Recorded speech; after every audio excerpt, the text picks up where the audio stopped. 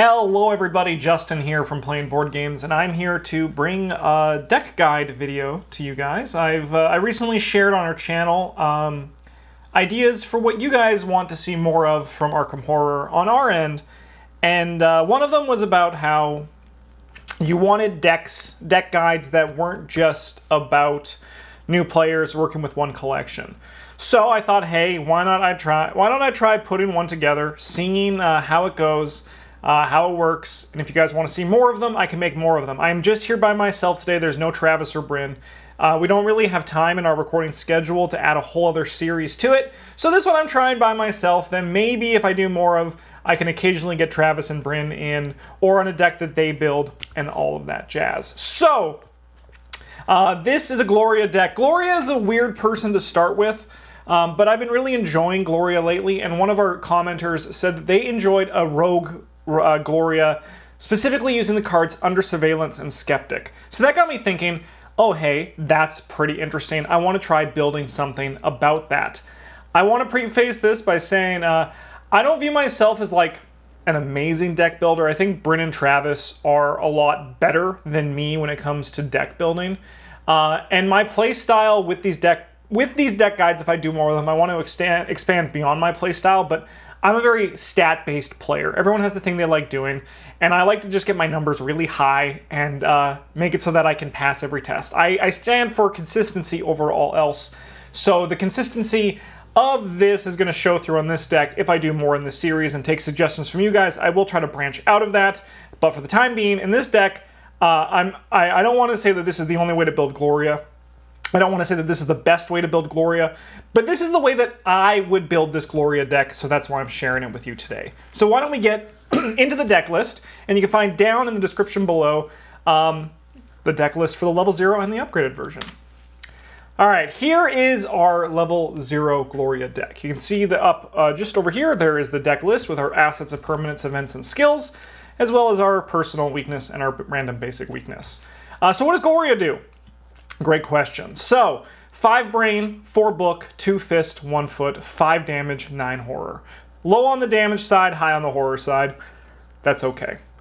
You choose the Investigator order during the Mythos phase. As a reaction, when you look at one or more cards from the encounter deck, look at one additional card and choose one non-elite card among them. Either discard it, put it on top of the encounter deck, or place it face down beneath Gloria Goldberg, max 3 cards beneath her, so she has a little basement that she can store bad Mythos cards in. Her Elder Sign effect is +1. Look at the top card of the encounter deck. So I want to just say right now, from when I've played Gloria with these cards, that her book promo, she's a book promo investigator, so not everyone has access to her. But if you play her on Tabletop Simulator, or if you proxy Gloria, you can proxy these cards pretty easily. Or if you have the frickin' novella, right, and you want to play it, this deck can hopefully be for you. I've played Gloria a few times, and I have found that with her ability, my goal is less about putting things in my basement, and rather is about just discarding the cards I don't want and choosing the structure of the Mythos deck. That's where the true power, in my opinion, of Gloria lies. Her ally here, Ruth Westacott, she doesn't really do anything for our goal of the deck. So she is 3 book, or a brain, or a foot, or a fist if you need it for a test. You could play her, but we're not building around her, so I'm not going to be talking about her today. The weakness for Gloria Goldberg, Liber Omnium Finium. Draw a random weakness encounter card from beneath Gloria Goldberg. That card gains peril, and basically just bad stuff happens. So, if we never put stuff into our basement, this unfortunately will just get shuffled back in, but fortunately we won't have an effect. However, if you put something like an Ancient Evils in your basement, worst case scenario, this is basically just like an easier version of it's just like an Ancient Evils. Like, and that sucks, but yeah. I mean, and maybe you can find a card that you think is totally okay to put under Gloria, right? Like, you could put like discard an asset if you have an asset that you want to just burn, like some of the stuff that have charges. Basically, you could play around your weakness quite a bit with Gloria. That's what kind of makes her fun. With me, I am very much just ignore the basement unless it's something that I know I'm okay with drawing later. Someone in one of the comments suggested stargazing, to put the stars are right in your basement for Liber Omnium Finium, which sounds a little bit fun and dastardly, but we're not doing that with this deck.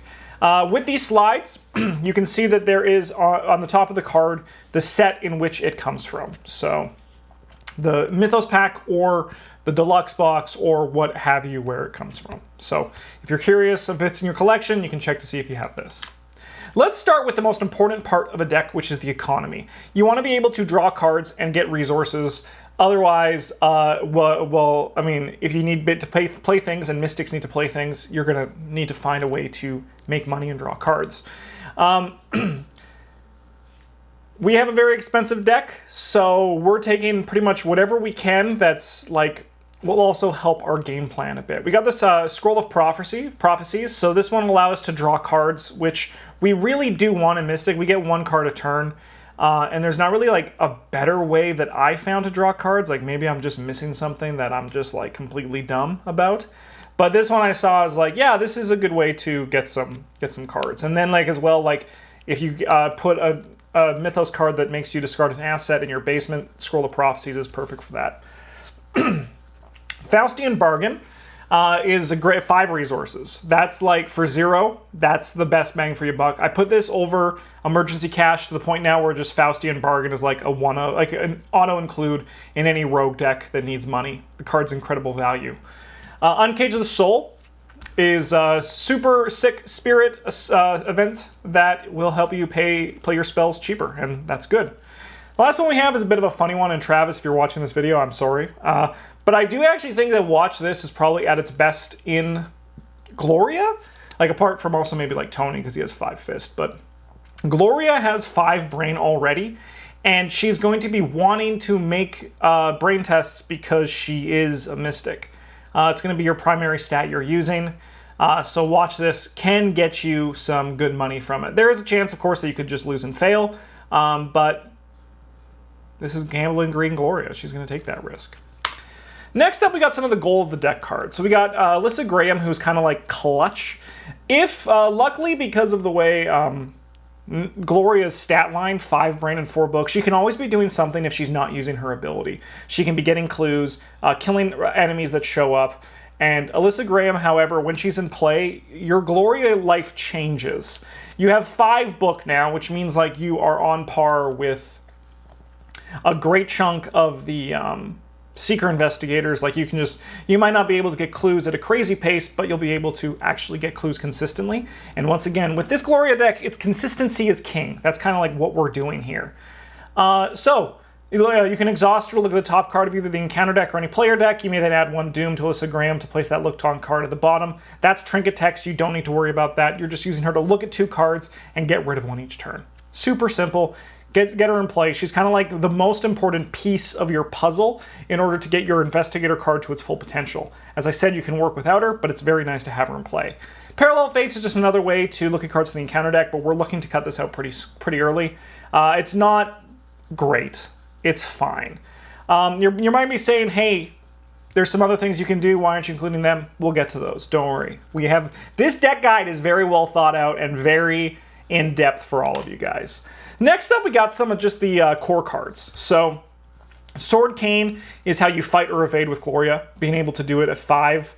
We'll be able to, the Sword Cane is perfect for whacking small enemies. If a rat shows up, she doesn't have to go 2-1. She can go 5-1, assuming she has nothing else in play. And that's super sick. It also can be used to evade if you just want to get away from something. Sword Cane is a very strong card. I've played Gloria where I've had 2 in play and she was just swinging them around like crazy, and it was a good time. Armageddon I chose for our kill spell. This is primarily a Clover build. We're looking to just get clues consistently, but having 1 kill spell, the Armageddon, in here to make it so that you have something to do if a big enemy shows up is important. The reason I chose Armageddon is because of the Faustian Bargain and the Promise of Power. Is going to put some curse tokens in there, and I think I like it a bit more personally than Shriveling in this deck, but of course maybe you don't and you want to use Shriveling, but we'll get to that. I chose Armageddon for this one.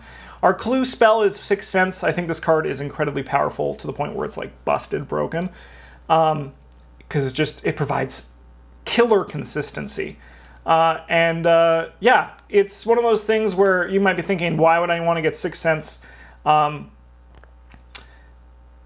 when my book is 5, because when you get the upgraded one, you basically will just never fail your skill tests for investigating, and then sometimes you'll accrue additional value from it without having to spend charges, by the way, because I'll get to that point later. And then last but not least, for our core cards are Holy Rosary, 2 extra Horror Soak, and then +1 Brain. Can't go wrong with it. All right, now we're into the pure power part of our deck. So these are cards that are just powerful. Sorry, not Threads of Fate. I might need to change where that goes in future ones, because every time I think that's the name of the card. So it's my first time making this series, so we're learning. We're learning together as a family, and that's what makes life exciting. Arcane Research is you need it. You need it. You should put it in this deck. You should put it in the majority of your Mystic decks. It's easy to proxy if you don't have Threads of Fate. And it makes it so that you can, when you're upgrading our cards, once we get to the upgrading section, you'll see the power of what Arcane Research can do. Deny Existence, you take less damage if you want to avoid damage. You don't have to discard cards from hands or lose resources if you're really desperate to protect those. Great card. Ward of Protection, super strong card. Excellent for keeping yourself safe.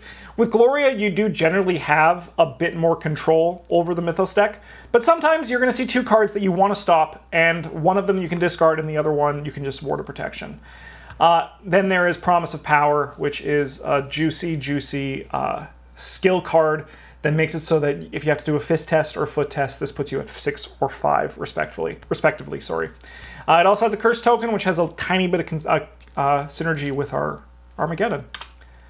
Last but not least, we in our Understanding Arkham Horrors, the How to Win series, we had an Understanding deck building, and Travis had one small section in the guide that he made, which is very accurate, which is the fun stuff. The silly stuff that you don't want to put too much in, so we only have 4 of our 30 cards as what I consider to be the fun stuff. We have Think on Your Feet, Fast, play when an enemy would spawn at your location, immediately move to a connected location, that enemy still spawns your previous location. This is especially great with Gloria, because you can control the Mythos deck, so you can choose, like you can leave this here, it's 1 resource, and the 1 resources events are like always active, unless like the game tries to do something to stop you from getting resources, or for some reason you're a Dark Horse deck and you don't want to play your 1 event resources. These are like always active, and with Gloria you can control it by maybe choosing an enemy to spawn and be like, now I basically this is like a Ward of Protection for enemies in this game, especially if they don't have Hunter and you don't need to be at that location anymore. Last but not least, we got Quick Thinking. This one's just fun because I needed green cards, and I was like, this could just be a Guts, but I'm going to make it a Quick Thinking, because why the heck not? This is going to upgrade into a green skill later. Let's just do that. So that's our deck. That's like the core deck, all of the cards and what their function is. This is something you should be asking yourself when you're building your deck. What is the purpose of all my cards? What zone do they fall in? Economy, goal, core, power, or fun, right? Like that's what you should be looking at. All right, let's talk about alternatives. We got a lot of alternatives that you can choose in this game. I want to include these in the deck guide series because people have preferences for what they play. I chose cards for certain reasons, and there's tons of reasons, tons of valid reasons to choose the other cards. You also might have a limited collection, so here are some other options. Other encounter deck interaction cards with the goal of the deck, we have Scroll of Secrets and Scrying. These ones, Scroll of Secrets isn't really great because you're looking at the bottom of the encounter deck. It does upgrade, but I think it turns into a top. When you do that, a Mystic card, I think it turns into the top. I don't know off the top of my head, and I just don't. With Gloria, your stats are so good that like if you just get Alyssa Graham and play, you're set. Another one is Scrying. This could be actually in the deck over Parallel Fates, in my opinion. It's if you want more of it, it might be better than Parallel Fates. The reason why I didn't choose it in this deck was because we already have our 2 spell slots filled. We ultimately want Sixth Sense and Armageddon in play. So instead of Sixth Sense, you could do Clairvoyance, Rite of Seeking, and Eye of Chaos. I'll get to all those cards in the slides in a second. But this question, you're ultimately asking yourself, like say you have an entire collection at your disposal and you can choose whatever you want for the cards you want to play. This is when you're asking yourself, do you want consistency or speed? Clairvoyance, you would discover additional clues every time at the cost of charges. So you essentially will get more clues quicker. Where with something like Sixth Sense, 6 cents, you just get more clues more consistently. As I said, I'm a consistency is king type of deck builder and gamer, so that's why I went for 6 cents here. Clairvoyance, Rite of Seeking, they both give you additional clues. That's nice. You also could do Eye of Chaos. I think it's a bit expensive. I like 6 cents being at 3 because you can see both Rite of Seeking and Clairvoyance are both at 4. It makes it a little less, like the difference between 3 and 4 is actually pretty big in this deck for resource cost, assuming you want to play a lot of things. 6 cents, you could just play with your Uncage the Soul, right? Rite of Seeking, you'll have to pay 1 with your Uncage the Soul, which is not really a big sounding difference, but overall, if you think about it, you have to pay 1 more for like that 1 card could be like the difference between playing this and that this turn. Eye of Chaos costs 5. It's really expensive. I don't think it's as cute in this as Armageddon is, because like Armageddon's kind of just here because we need his kill spell, but we also have our Sword Cane. So I chose Armageddon there. I don't think Eye of Chaos is great, but if you want to try it in this one, go for it, right? It's your deck. Over Armageddon, you can also choose, excuse me, I'm gonna drink some water. Carbonated water. It doesn't really count as water. Armageddon, you could be Shriveling. Shriveling's in the core set, so it's probably more likely to be in your collection. You get 1 more attack out of it. So I just think the horror downside is not really too big of a deal in Gloria. Like, it could add up over time. But assuming you only take 4 shots, that's really only 4 potential horror, and you're not going to get that horror all the time, right? Super easy. Super easy change. Also costs 1 less, as you can see as well. So it's really preference up to you. Azure Flame you might have in your collection. I don't recommend it in Gloria because 5 damage is not a lot.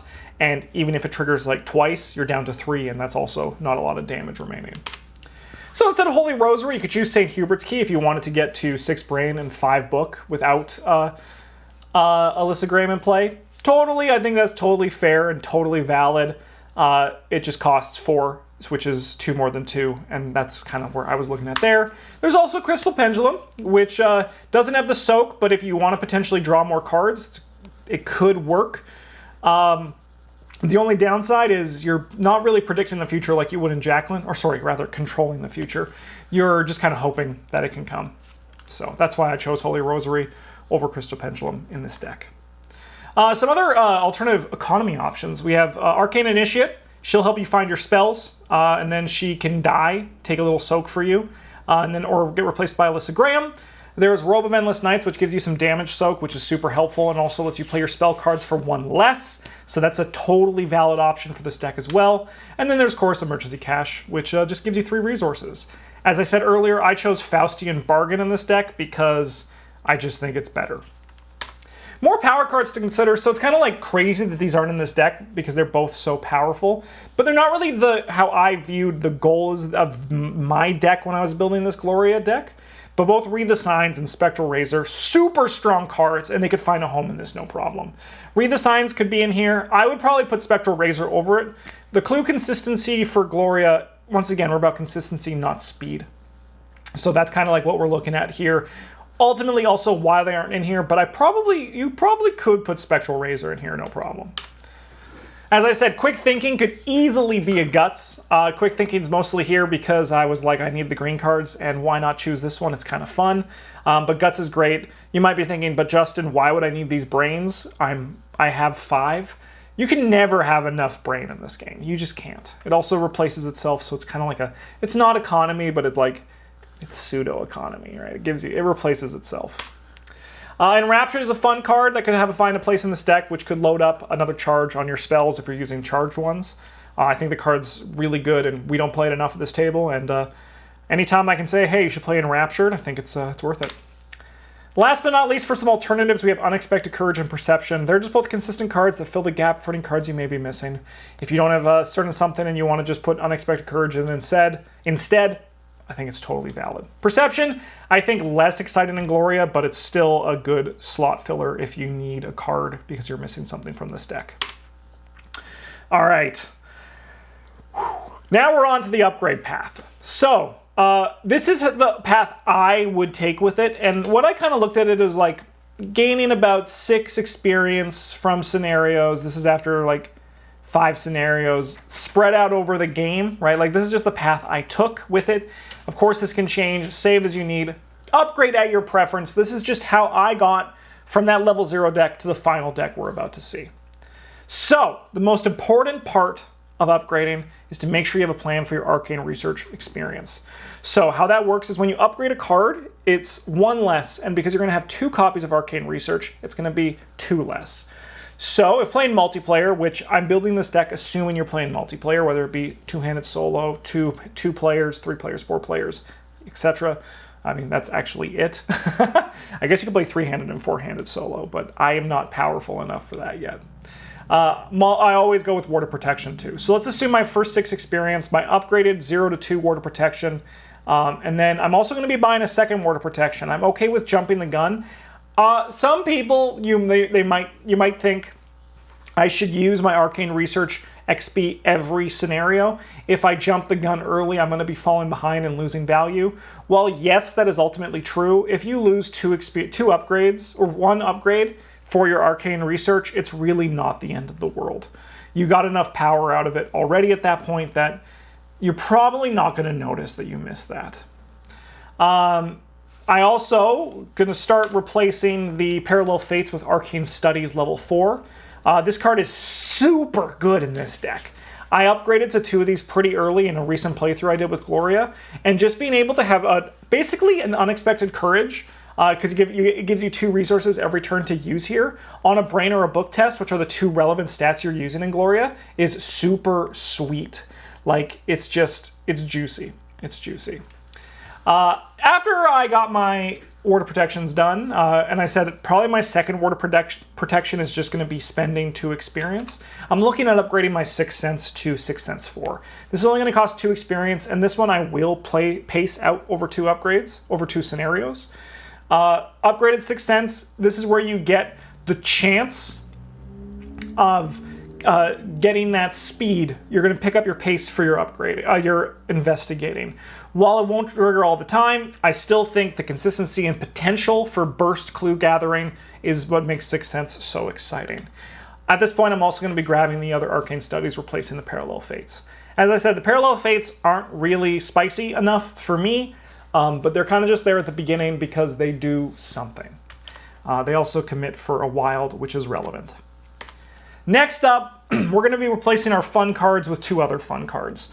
I don't think, this was the Skeptic and the Under Surveillance were what the commenter said that I thought was interesting and fun.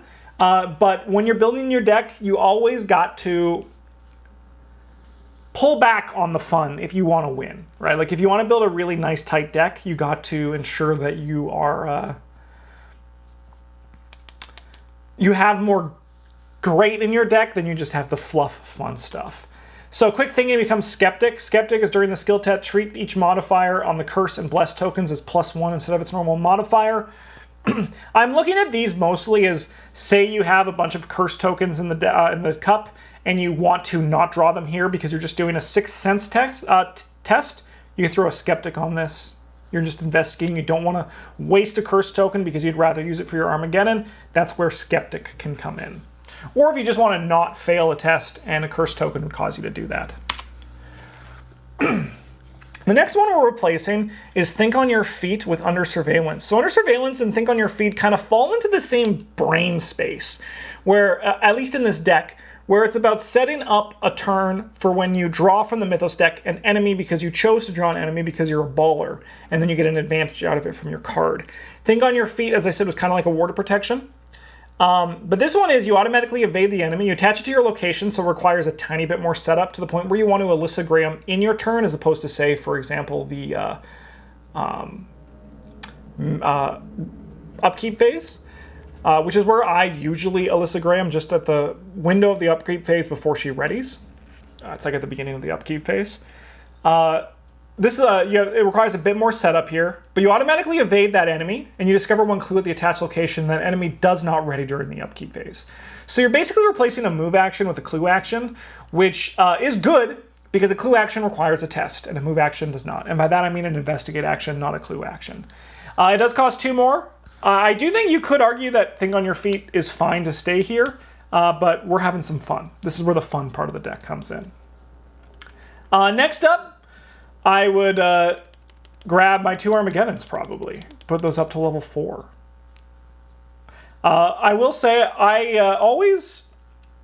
I view my upgrading my decks, because I'm a survivor player at heart, as very simple. I just grab like the basics. I don't do really fun wild stuff, and that's also my hope with this deck guide series, is to maybe try some more fun wild stuff.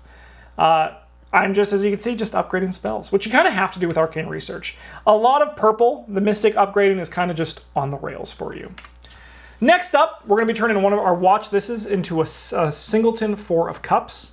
If you can get it in your opening hand, it's gold. That's glorious. You're like, yes! If you don't, you can probably play it later. You could replace this with the Uncaged Soul or the Scroll of Prophecies, depending on how you're feeling about your economy. But I choose to watch this personally because it's the least sure of the other economy options. The last little bits you're going to want to do is finally round out your Deny Existences, upgrading them to level 5, allowing you to laugh your way to the bank against whatever ancient one you're facing. These are especially great for damage, because then you can just heal and not die and be like, I am unkillable. I am Gloria Goldberg. I used level 5 Deny Existences against a certain final boss in the Dunwich Legacy, and man, did it feel good. It felt great. All right, here is our fully upgraded deck. Knowing me, I tried in this series to not make mistakes, but there could be a chance, so I recommend checking down in the YouTube description for both the deck lists on Arkham DB. And if you want more Arkham Horror the card game content, consider subscribing to our channel and like this video. And if you want to see more guides, please let me know in the comments, because I will make more. I actually had a pretty good time building this deck together. And if you want to see specific investigators with specific cards, also let me know. I will, as well, as I said, try to get Travis and Bryn on this series when I can. However, it's just I have a lot more time to myself than we do as a group, and we're trying to balance a bunch of stuff on the channel. But we also want to bring you more. So this is kind of like the hope of bringing you more. Yeah. I'm just adding this up now. This doesn't really... I guess... Actually, never mind. It actually does add up. I was like, something's not right here. But maybe not. I feel like this deck list is wrong on this page. I'm just in my head. That's enough Gloria Goldberg today. Thank you guys for watching. As I said again, I'll say it again. If you want more of this series and you like the idea of this, and this was a helpful video, if there's anything else I can do to add more information for you, please let me know in the comments down below. Thanks for watching. Have a good one. And as always, GG's.